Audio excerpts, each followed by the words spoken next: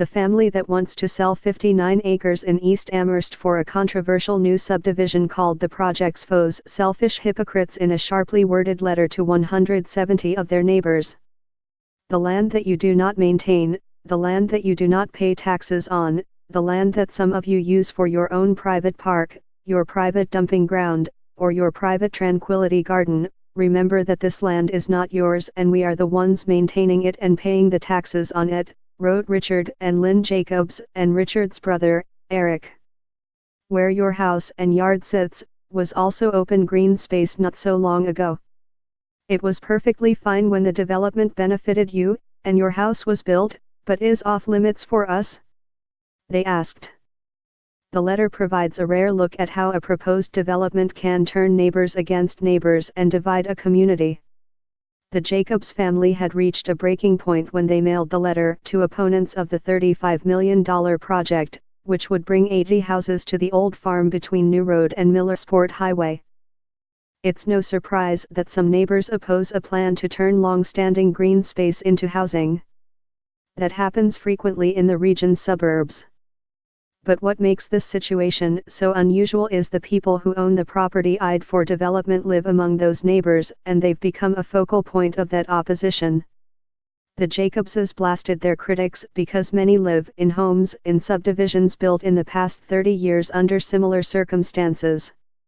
They said the proposed development on their land wouldn't make traffic that much worse on New Road, and they said developer Natali Builders actually could help drainage in the area.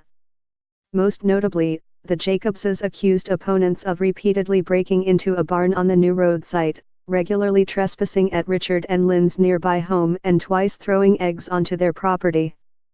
The level that they're stooping to is, to me, very disappointing, very disheartening, very disconcerting, Richard Jacobs said in an interview with his wife in the office of their attorney, Jeffrey Palumbo. Leaders of the group that formed to fight back against the development say they have nothing to do with any alleged harassment of the Jacobs family. And they say the family made the allegations to distract from the legitimate objections they've raised.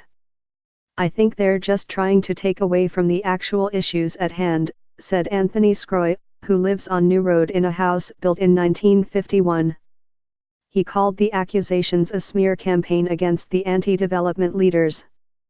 I think one thing that's interesting about this letter is it ticked off a lot of people in the neighborhood. They felt it was very condescending, said Gray Birch Court resident Larry Rira, a project foe. A proposed subdivision at 284 New Road in Amherst has pitted neighbors against neighbors. This aerial photo shot by a drone shows the land where Natali Builders wants to build 80 homes. John Hickey/Buffalo News.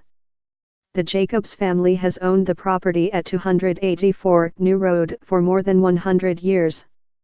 The nearly 59-acre property is wedged in among several subdivisions that sprouted up in recent decades and is located just to the east of where the Lockport Expressway ends at Millersport Highway.